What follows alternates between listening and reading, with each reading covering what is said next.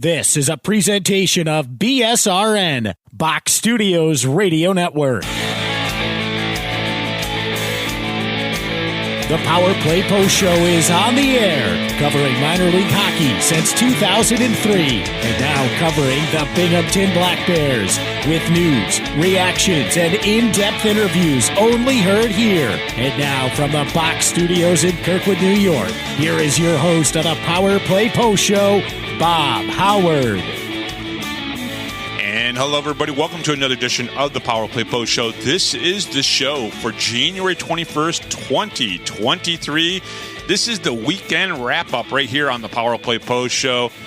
Season 13, Episode 16, Episode number 401 in the long-running podcast that is the Power Play Post Show. I want to welcome you guys to a Sunday edition of the Power Play Post Show.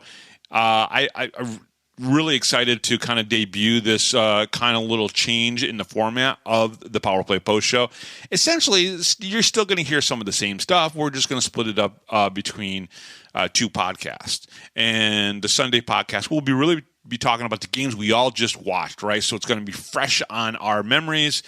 And I think this will be a great way for me to kind of split up the content a little bit, and then really concentrate the Thursday show on the the really great interview and looking forward to the upcoming weekend, instead of trying to fitting everything all in one show. Split it up kind of nicely and go from there. So some of the same things you're going to hear throughout the show, and that's okay.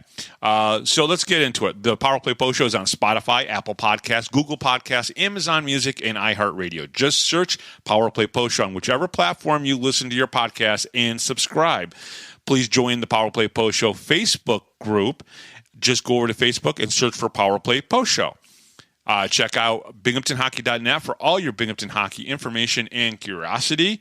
This is the weekend roundup show, or wrap-up show. We'll call it the wrap-up show. Weekend wrap-up show.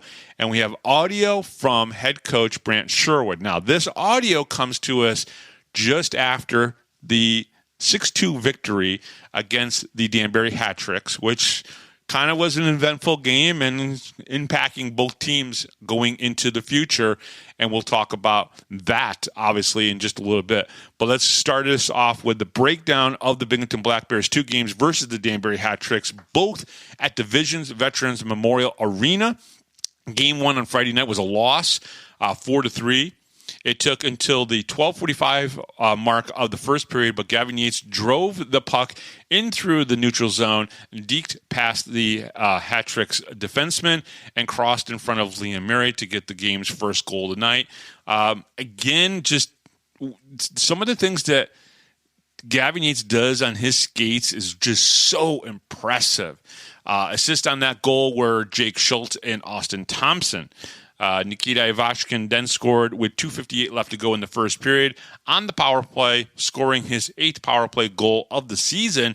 The assist on that were Connor Smith and Jesse Anderson. The second period saw no scoring in the period, with the Black Bears outshooting the Hat-Tricks 12-17 and 21-29 overall through 40 minutes of play. At this point, I thought the Black Bears were pretty much in charge, and those first 40 minutes looked good.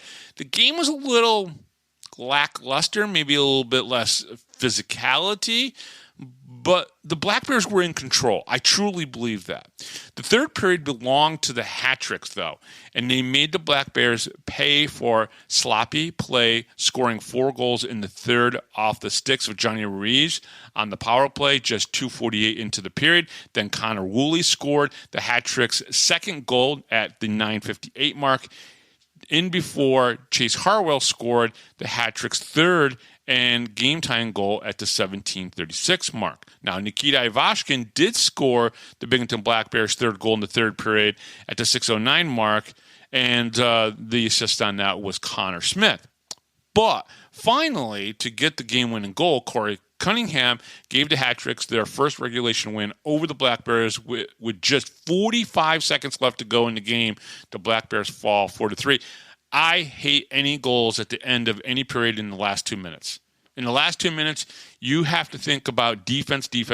And when you're in the last minute of the game, all you have to be thinking about the tie unless you have a great opportunity to score. So that was a little bit disappointing. The third period was probably the most disappointing period I think we saw all season long, because they had the lead going into it and they gave up another multi-goal lead. Now, these multi-goal lead collapses have only happened against Danbury. We haven't seen this against Elmira. We haven't seen this against Watertown. We haven't seen this against Motor City. So I'm not concerned. I mean, Danbury is a good team. If you have watched any of these games against Danbury, they're never out of it. Even when they're 3 goals down and we beat them, they're never out of it. Okay, so Binghamton ended on the shots on goal, 39-32. Each team had 1 power play goal each. The Black Bears were tagged with 5 minors for 10 minutes, and Danbury was tagged with 3 minors for 6 minutes. This was Connor McAnanama's first regulation loss of the season, and after this game, he was 8-1-4. The attendance in the game was 3902. What led to this loss? And I just really, truly believe a failure to press in the third period, letting up off the gas. Something that has been a little bit of a common theme against the Hat-Tricks when the games, they say the worst lead in hockey is 3 goals. The Black Bears have kind of proven that. Now, in all sports, I truly believe this. Football, pre-vet, and defense, when you're up and you're trying to not make too many mistakes, so it's not that you let off the gas a little bit, because I say that term and I probably shouldn't, but it's more of you're setting back and letting them play their game and hoping to make a good defensive play, that type of thing. I think the Black Bears have done that a little too much against the Danbury Hat-Tricks, and they need to stop doing that. Now, Game 2, Saturday night, a win, 6-2. Over the Danbury Hat-Tricks, with both Dan Stone for interference and Dakota Bond for roughing in the box at 8:55 of the first, putting the Hat-Tricks on the power play. The Hat-Tricks got on the score sheet first with a power play goal from Boden Zinchenko. Now, I was very critical. I was critical of Dakota Bond in this instance. Dan Stone took the interference call. I think there might have been a whack against Dan Stone from the player that he interfered with, and I think Dakota Bond took offense to that and then just really went after the guy, knocked him down to the ice, and the ref called a roughing call. Dakota needs to recognize that, yes, he wants to stand up for his teammate and what he thinks was kind of an injustice, but unfortunately he put the team down 5-on-3. And let's be honest, 5-on-3, you're either going to go into that triangle defense and you're going to kill the 5-on-3, but 5-on-3s aren't always 2 minutes long. If I said that Dakota Bond had 2 or maybe 3 mistakes the whole season, I'd be okay with that. And this is one of those where he was sticking up for his teammate, but at the same time, you just got to think in the back of your head, right? Maybe I'll get him later, right? Even if you put the team down later on because you retaliate. I hate that word, but you do something to kind of say, hey, I saw what you did to Dan Stone during the interference call. Don't do that again. And here you go. So I don't know. But again, emotions on ice is completely different than me sitting here in front of a microphone talking to you. So that's just the way it is. The Black Bears tied the game up at 1 with a booming shot from JT Walters from the blue line. And if you have to see this, I know there's replays out there. I'm sure the Black Bears will have, or already probably have stuff out there. You got to see it. The captain, Tyson Kirkby, he was at the right-hand circle, kind of middle, but right almost on actually the painted portion of the circle, and he tips that in. And that was with 1:21 left to go in the first period. Obviously, JT Walters had the shot, so he had an assist, and then Jesse Anderson had the other assist as he fed JT Walters before that shot. And it was a booming shot by JT Walters. Really great to see. I want to see him do more of that if possible. Unlike the first period, the Black Bears scored with an Austin Thompson goal at the 5:39 mark of the second period, a beautiful goal as well. The assists were Nikita Ivashkin and Tommy Ray.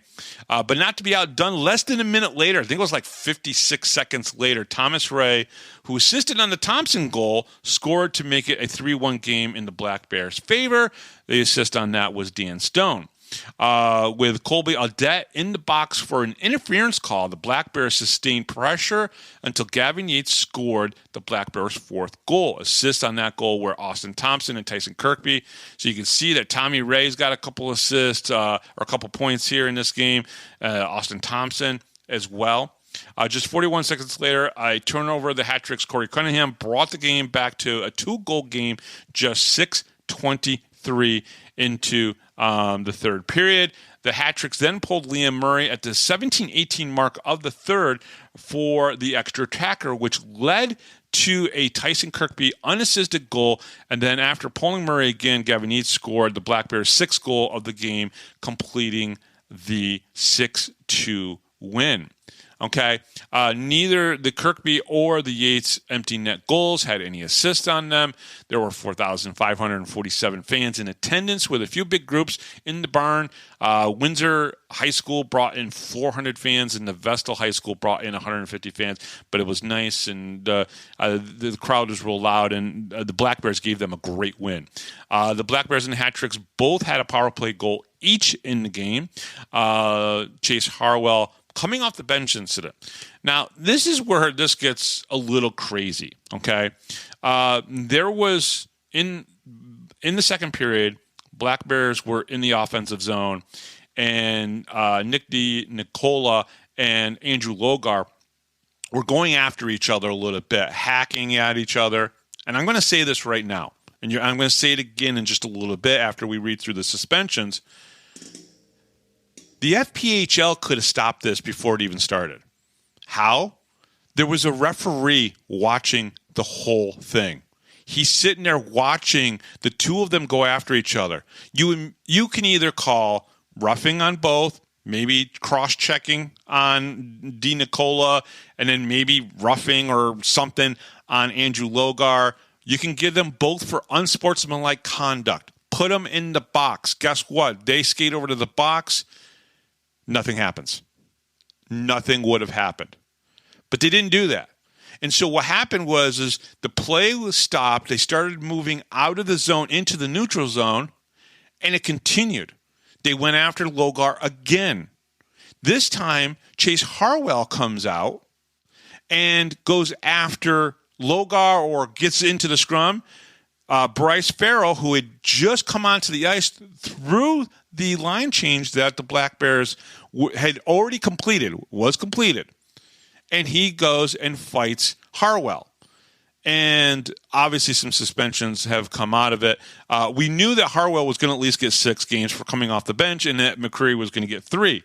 Unless something more is warranted, Farrell could get at least 1 game. Well, I put that in my notes here. And then just before coming live and recording this segment with you, the Federal Prospects Hockey League just announced it. Now, we'd seen that the suspensions got a little bit different. We saw Farrell with 1 game, and then it went up to 7 games, and the Black Bears head coach Brant Sherwood was suspended for 3. I asked for a comment from Brant Sherwood and Andreas Johansson, but I have not heard back from them at this point. If I talk to them before Thursday's broadcast, I will certainly bring it up. But either way, Binghamton forward Bryce Farrell has been suspended for 7 games under the supplementary discipline as a result from his actions during FPHL Game 154 in Binghamton, New York on Saturday, January 20th. Binghamton head coach Brant Sherwood has been suspended for 3 games under the new league directive. FPHL Director of Player Safety Dave Jackson stated, Mr. Farrell dropped his gloves and started punching an unwilling opponent who did not want to fight. This is an aggressor, and for this action, Mr. Farrell will be suspended for 1 game. I'm okay there. I'm absolutely 100% okay there. Mr. Farrell came onto the ice on a line change and immediately dropped his gloves and began punching his opponent. He made no attempt to play hockey or get involved in the play. These actions fall under the same rule directive that Mr. Harwell from Danbury. So Mr. Farrell is suspended for 6 games for leaving the bench for the purpose of starting an altercation, in addition to 1 game for being the aggressor. The Binghamton Black Bears head coach, Brant Sherwood, will also be automatically suspended 3 games. And that's what they're coming up with. And I got to be honest with you, I don't believe, if I remember correctly, and I'm on their website right now, there's no rule book. There's nothing for me to base this on. Oh, wait. So hold on. There is something under the rules. I'd have to look at this and go through this. Maybe I will before the game. But when they announced the whole coming off the bench, they didn't talk about anything like a line change not being completed by a face-off going off. Listen, the Black Bears had 5 players on the ice. The Danbury Hat-Tricks had 7. So, hey, Dave Jackson, if you're listening to this, how about Sarge, if you're listening to this? As Sarge, I think you listen to the show, and I think you know where I'm coming from. I've got years of experience, maybe not Dave Jackson experience, being an official and everything. But why don't you explain the 7th man that was on the ice that I have pictures of that I put out there? How about you explain that to the fans? How about you explain these irrational? How about Tyler Jurich not being suspended for 5 games? What, he can't control the player at the end of that game and, give physical abuse? Well, he can't control a player going off the ice. If you guys honestly think that a coach can sit there and grab a hold of a player and hold him back, yeah, he can do that maybe with 1 or 2. We can't do that with all of them. Stop making this league into a joke. If your referee would have called 2 proper penalties against Dean Nicola and against Andrew Logar, this would not have happened. You're making your league into a joke. Just remember that. Just remember what I just said. You're making your league into a joke by ridiculousness. I understood and I supported some of the rule changes that came into place, but when you start making stuff up and you start doing stuff like this, it's not cool. It's not cool. And that's where I'm going to leave it. And if the league hears this and they got a problem with me, fine. You know what? Why don't you send me an email? I'll give you my other one. bob@binghamtonhockey.net. Send me an email. Tell me where I'm wrong. Tell me where my 20 years of covering hockey is wrong.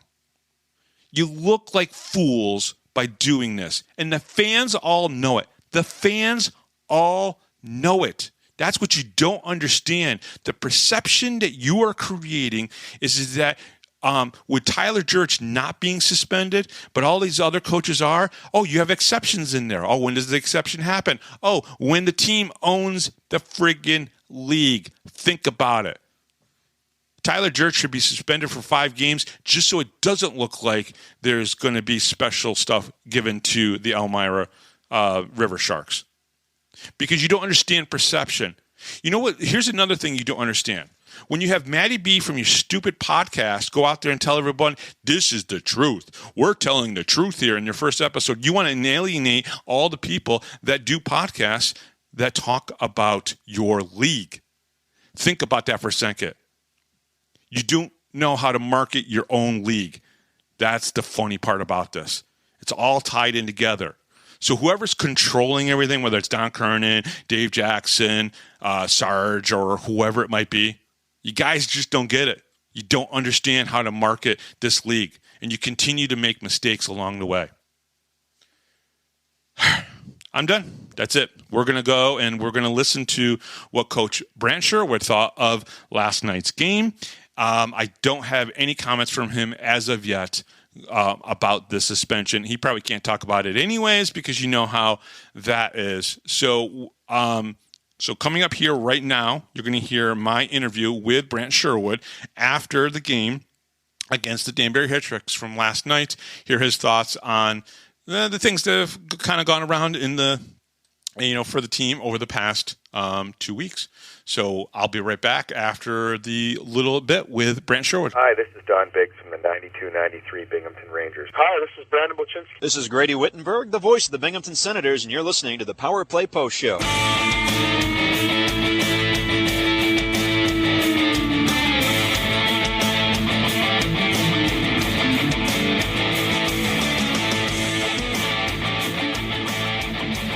Here is another Power Play Post Show interview exclusive with Bob Howard.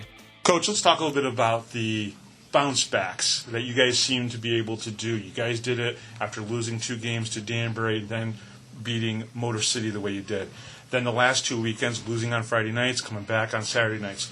Talk about the resiliency of your team to be able to come back and get those wins.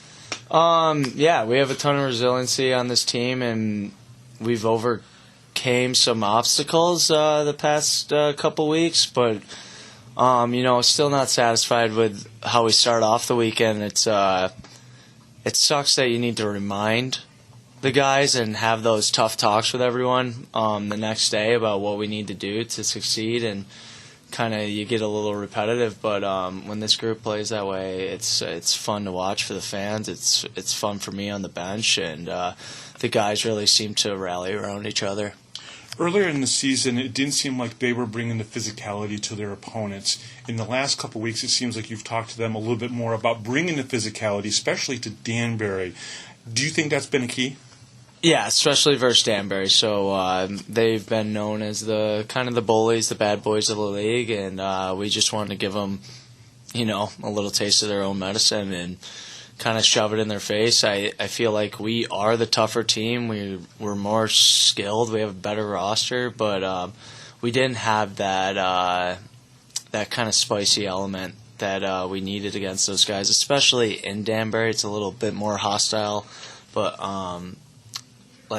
that's how you got to play those guys. Like, you can be a little bit lighter and a little bit more skilled in a possession style game, but not against Danbury. You cannot play that way. Gavin Yates, the last couple games, has had some pretty special goals for your team. Can you talk a little bit about his play? Because I don't think we talk enough about Gavin Yates. I don't think we do either. And Gavin Yates has been playing better defensively too. We had some issues with just stopping on pucks and not just swinging around, because I think everyone sees him out there, and it's pretty noticeable the way he skates. He's in my opinion, the best skater in the Fed. He can gain zones. I wish we could have a stat count on how he gains zones from D zone to the O zone, and he just weaves right around everyone. He can really carve up the ice, and it's a pleasure having him. And it's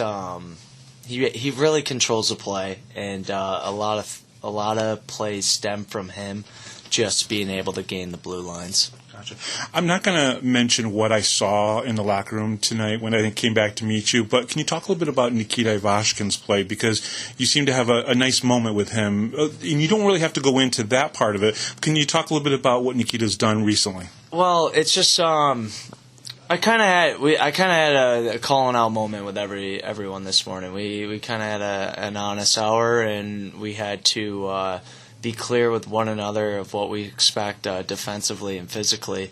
And I was just so happy to see Nikita buy into that team first mentality, where we see him score a lot of goals and we see the offensive side, but sometimes that doesn't work down the stretch, and we really need that buy-in from every single guy in the team. There's a ton of guys that I trust out there when we need a goal offensively, but I need to be able to trust these guys defensively when there's 5 minutes left and we got our backs against the wall, where I don't think I had that trust with everyone. So that was kind of the conversation this morning, that can only rely on a certain few guys to be out there, but they can't play all 5 minutes. Right, but you got that a little bit more from Nikita tonight, because it seemed like he was probably a little bit more defensive-minded and a little bit more physical, too. I think more physical, too. Like, that 100%. The fact that he's going after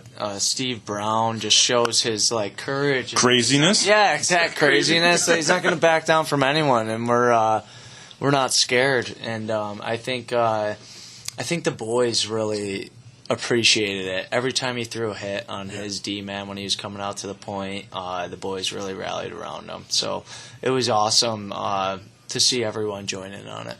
Okay, so this is like a two-part question. What did you see in Bryce Farrell tonight? And also, what about the incident with Chase Harwell?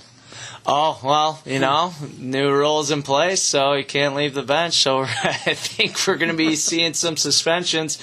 I know, like, that they were going after Logar. It appeared to me in the defensive zone they were going after Logar, and then when they came out to the neutral zone, that's when it kind of started to get a little crazy. Yeah, I mean they had 7 guys versus our 5 on the ice, and I know I had to pull some guys back because they want to jump out and stick up for their teammates, and they. Unfortunately, the rule worked. You actually held some guys back. It was Bonner. He wanted to go, and I had to pull him back. He actually threw off his gloves on the bench, and Tom and I had to restrain him. And we got to think big picture and how we're going moving forward. But as far as Bryce Farrell goes, that was the kind of spark we needed. He threw big hits his first couple shifts. He's a little out of shape, not playing for basically the past year, and he is puking on the bench behind the scenes, but still doing his job and keeping the team first, and the way he stuck up for the guys there, and it was awesome. He's gonna be a guy that sticks around here. How many shifts did you give him tonight? Honestly, he had the early exit, so I think he only got like 7 shifts around there, and he did a great job with that limited ice time. He really did. Can you talk to me a little bit about why we did not see Jake Schultz? I'm sure if it's an injury, you can't say anything, but what happened with just an upper body injury on the first shift. Harwell comes chasing around the net, and Jake didn't see him coming, and very unfortunate. So he's getting looked at right now, and we'll have updates probably later tonight or the next morning, but we can expect him to go on the IR for the couple weeks just as precautionary measures. So this was the first game of the latter half of the season, all right, game 29. Can you talk a little bit about what you're looking forward to in these last 27 games now? Just that physical, hard hockey. We got to be playing playoff hockey this time of year, and just kind of building that that style of play as we head into February, March, and just doing the right things and taking care of the blue lines, having a good net front presence, being physical down low, and then being hard on the forecheck so we can create turnovers and stuff like that. So playoff hockey, it's not pretty. So sometimes we need to make it a little ugly as Black Bears, but we can play that skill style and perimeter and run up the score. But that's not going to be the teams we're facing in the North Division Finals or semifinals or in the championship if we're lucky to make it there. But it's I just want to see us progressing every day and not plateau. Awesome, Coach. Thank you very much. Yep, thank you so much.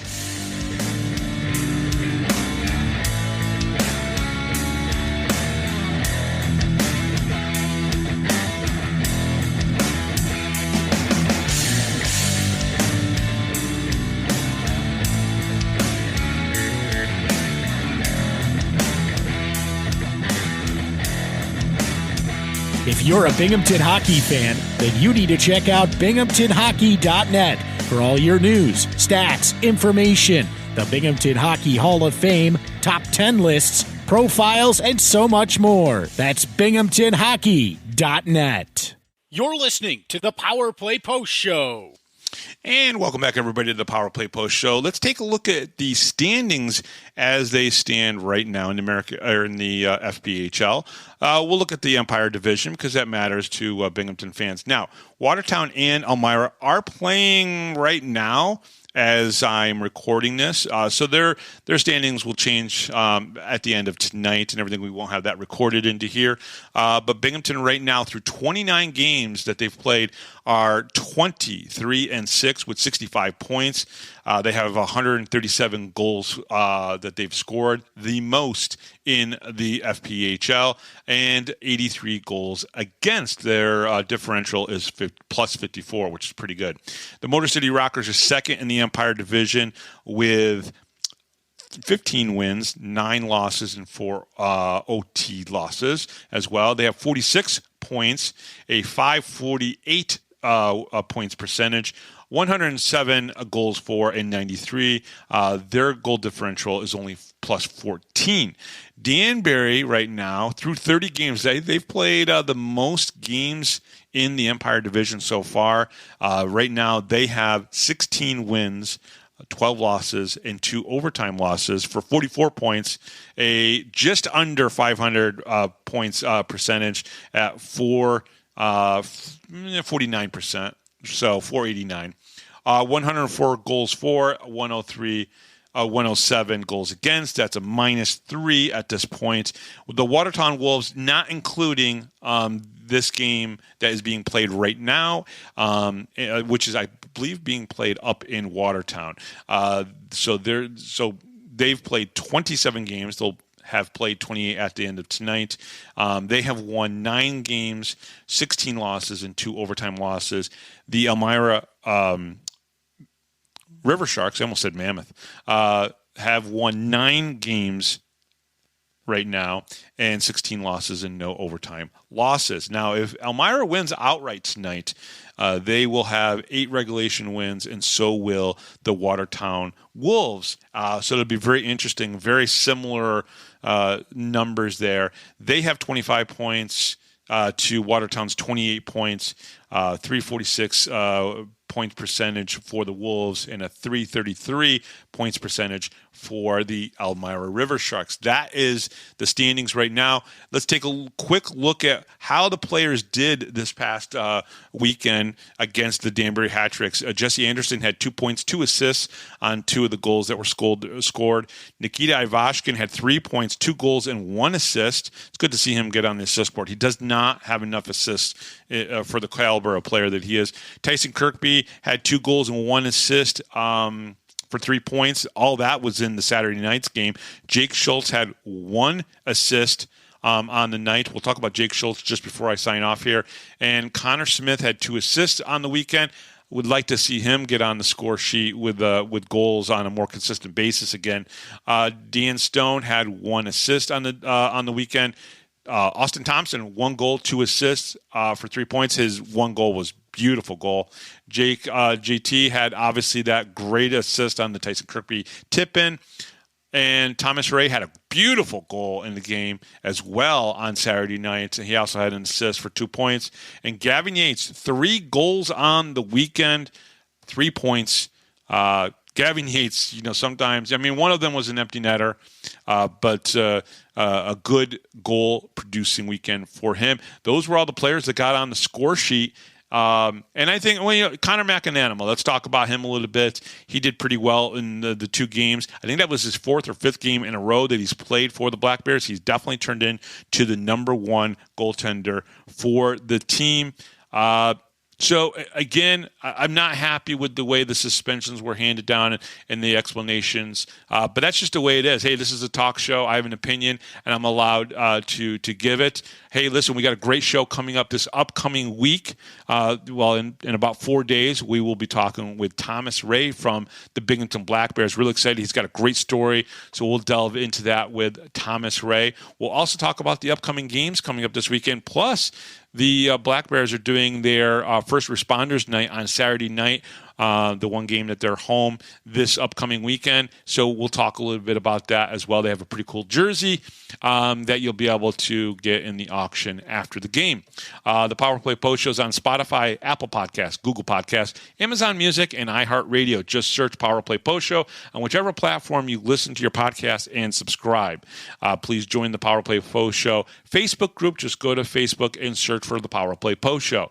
Check out BinghamtonHockey.net for all of your Binghamton and hockey information and curiosity. Thank you to Rob Lapolis, our MC, John Petitucci, our musical director, and thank you to Coach Sherwood for taking some time with us after Saturday's game. And obviously, we'll also talk a little bit more on Thursday about the fact that Coach Sherwood will not be available for the next 3 games. Bryce Farrell will not. And we'll also talk about the roster position. The Black Bears have just lost a roster position for the next 7 games. So instead of being able to dress 18, they will have to dress 17 players. So that's another thing to consider here. It's one of the things I didn't bring up and everything. That's the rules. I'm okay with that rule, but it is something that if you are going to make the type of you have to think really hard about some of the choices that you make. And yeah, if you can show me in the rule book where it says listen, they had 5 players on the ice to 7. Explain to me the 7th player for the Danbury Hat-Tricks. I've got pictures of it. It's up, so on and so forth. I don't want to go into it anymore. We'll talk more on Thursday for Thursday's show, along with an interview with Thomas Ray. So thank you very much for listening to the Power Play Post Show. I'm Bob Howard, and this is the Power Play Post Show.